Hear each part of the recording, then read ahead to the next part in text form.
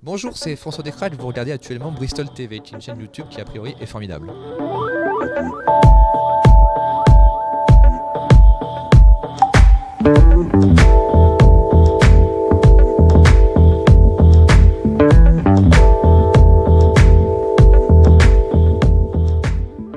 En fait, j'avais 24 ans, j'étais frustré de ne pas arriver à faire des projets professionnels de séries à la télé. Et je voulais faire un truc qui me ressemble. Et donc, je voulais faire un truc de science-fiction. Sauf que j'avais zéro thune.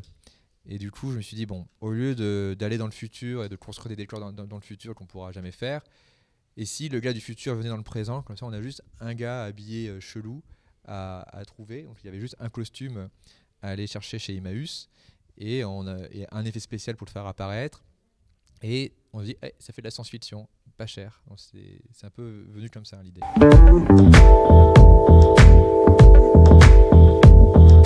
À Jimmy Tillier, j'ai rencontré au BTS audiovisuel de Boulogne. Il était en option son. Et très vite, c'était le meilleur musicien pratiquement de la promo. Et donc, quand j'ai vu ce qu'il faisait, qu'il était hyper rapide, je ne sais plus à quel moment, je crois que c'est Anaïs Vachès qui a travaillé avec lui en premier. Donc ma collaboratrice qui est aussi réalisatrice, qui a fait le Petit Monstre récemment. Et très vite, voilà, on se l'est partagé comme musicien.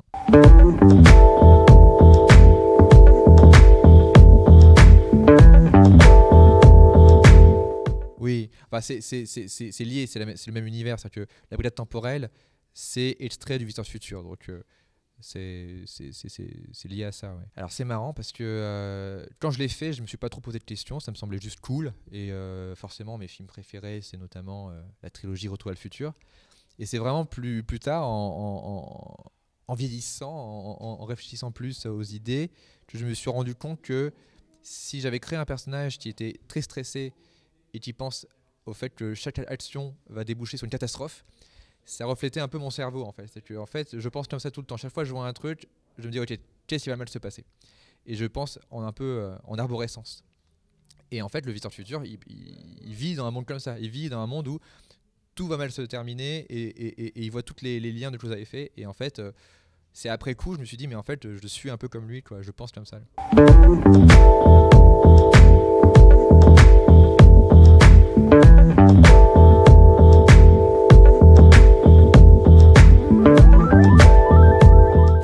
En fait, ce qui est fascinant, c'est que d'un point de vue technique, entre le cinéma, la télé et Internet, il y a de moins en moins de différences. C'est-à-dire que c'est littéralement les mêmes caméras, les mêmes supports d'enregistrement, les mêmes logiciels de montage, mais les gens qui le font sont très différents. Le modèle économique est très différent, les moyens de financement sont très différents, et donc c'est ça que moi je trouve absurde, c'est que tous ces différents médias se jugent mutuellement en disant ouais, nous on n'est pas comme ceux qui font ça, mais ils font la même chose. Et voilà, donc moi je ne comprends pas pourquoi ça semble si différent qu'en fait c'est pratiquement la même chose pour moi. Non, moi mon choix c'est d'être sur tous ces supports, c'est-à-dire que de prendre le meilleur de ces mondes, et notamment même en littérature, puisque j'ai fait un livre voilà, qui m'a permis de faire une histoire tout seul dans mon coin entre guillemets. Et à côté de ça, je prépare un film qui est très compliqué à mettre en place, qui demande beaucoup d'argent. Donc chacun a ses avantages et ses inconvénients. En fait, quand j'étais vraiment jeune, je rêvais d'être auteur de romans. Et malheureusement, j'ai très vite vu que j'avais pas un talent littéraire très prononcé. J'avais pas une facilité à écrire autant que j'espérais. Mais j'arrivais à écrire des histoires, et la forme d'un scénario, qui est en fait une forme, on va dire, très épurée, me convenait plus. Et du coup, un peu par défaut, mais aussi par passion, je suis allé vers le cinéma, l'audiovisuel, les séries, tout ça, quoi. Mais mon rêve a toujours été d'être auteur de romans parce que tu es autonome. Et donc là, le fait d'avoir réussi à sortir un roman à partir d'un compte Twitter, c'était pour moi une façon détournée d'atteindre un peu mon rêve, quoi.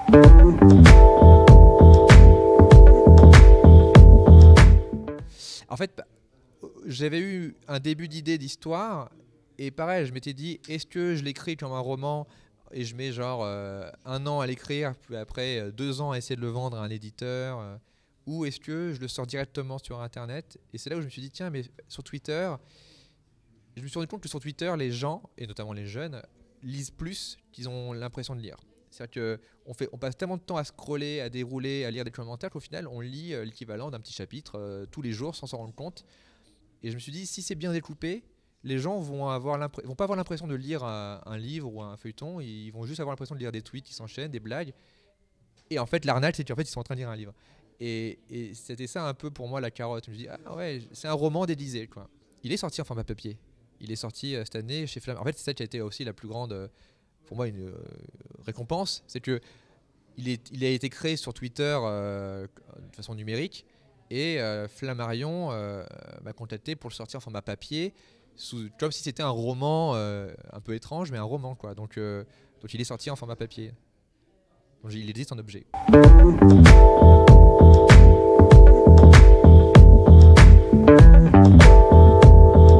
Alors, je travaille sur 6 autres nouveaux projets minimum.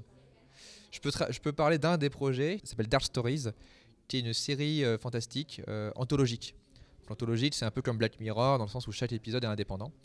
Et moi, j'ai écrit et réalisé 2 épisodes, et c'est beaucoup plus dark que ce que j'ai l'habitude de faire. Et voilà. Bien sûr, je me drogue aux séries, c'est-à-dire que ça m'accompagne tous les jours. Je regarde souvent une série à midi et une série le soir. Ouais. Bah, de tout, hein, de la comédie, du drame. Je suis très varié. Je peux regarder des trucs un peu SF comme The Crown, une série sur la reine d'Angleterre.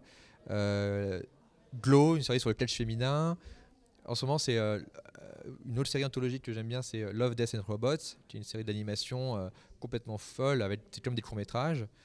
Je regarde aussi South Park, des comédies voilà, comme ça, enfin, plein de choses. En fait, mes séries préférées sont un peu des séries terminées. C'est des séries qui ont... Peut-être mes 2 séries préférées, c'est une série d'animation qui s'appelle Cowboy Bebop, qui est une série manga, enfin, en animation japonaise. Et mon autre série préférée, c'est une série anglaise que personne ne connaît, qui s'appelle Red Dwarf, qui dure depuis 30 ans et qui est une série de science-fiction humoristique.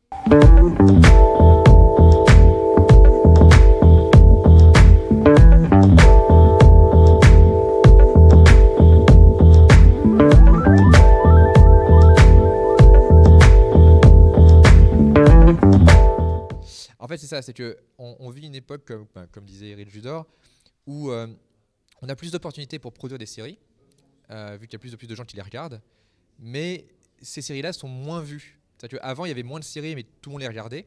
Genre, c'était incontournable que tout le monde regarde, par exemple, genre X-Files, j'en sais rien, Urgence. Maintenant, le public se divise, et donc il y a moins de gens qui regardent, mais pour moi, c'est pas un problème en soi. Le plus dur, c'est de trouver son public. Le plus dur, c'est de trouver où est-ce qu'il est et comment il consomme. Et ayant fait une série sur France 4 diffusée à 23h, sans surprise, mon public n'était pas à 23h le samedi soir en train de regarder la télévision. Donc le plus dur, c'est pas tant de les faire, c'est vraiment que les gens qui diffusent les séries arrivent à comprendre comment attraper le public et comment...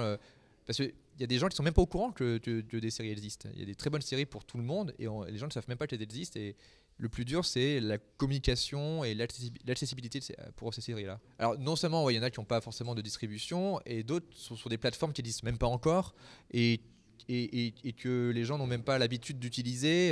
Et il y a même des plateformes qui se lancent et qui s'arrêtent au bout d'un an. Donc c'est ça qui est un peu compliqué, c'est de savoir où exister. C'est compliqué, ouais.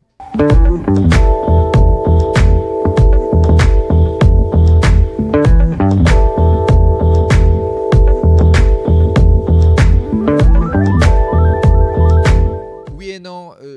Alors, je me sens très proche des jeunes et des gens de mon âge aussi, donc des moins jeunes, on va dire.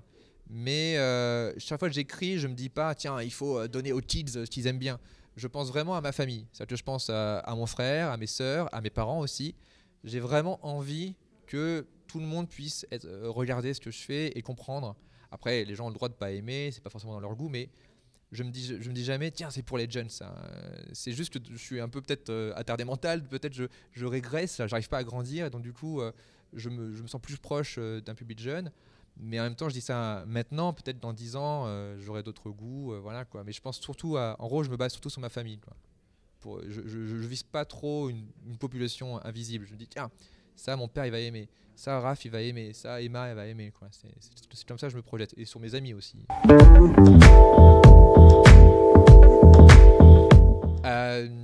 Mon conseil, c'est d'être très observateur sur ce qui existe. Enfin, c'est important d'étudier, on va dire, l'histoire du cinéma, de l'audiovisuel, des séries. Mais tous les grands changements, toutes les grandes œuvres ont été créées à une période précise en fonction d'un contexte précis. Et ça ne sert à rien de reproduire un schéma qui a même d'il y a 5 ans. C'est qu'on vit une période où tout change tellement vite que c'est important il faut étudier ces choses-là dans leur contexte, mais malheureusement, vous allez être confronté au présent et à des choses qui n'existent pas encore. Et c'est là où il faut être très attentif à ce qui existe sur le moment et se dire, ok, il y a 5 ans, même moi, quand je fais des conventions ou des conférences où je parle du Visiteur Futur, c'est des choses qui ont pu marcher il y a 10 ans parce que c'était un cadre différent de maintenant. Et donc, il faut être très, très à l'écoute, attentif de ce qui se passe en ce moment sur Internet ou sur les différents médias. Et ça, on ne l'apprend pas forcément en cours, ça prend dans la vraie vie, quoi.